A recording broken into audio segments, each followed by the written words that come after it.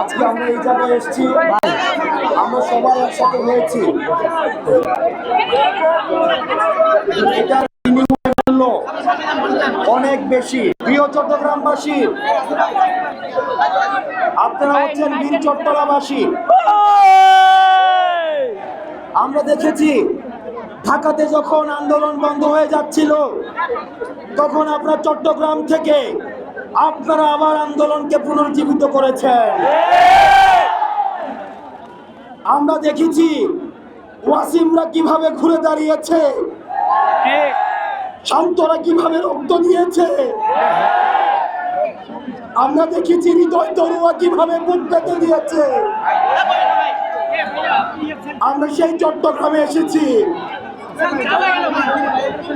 আমরা আপনাদের কাছে বার্তা পৌঁছে দিতে চাই, আপনারা যেভাবে সংকটকালীন সময়ে আমরা একসাথে হয়েছিলাম, এখন রাষ্ট্র পুনর্গঠনের সময় আমাদেরকে ঠিক একইভাবে একসাথে থাকতে হবে।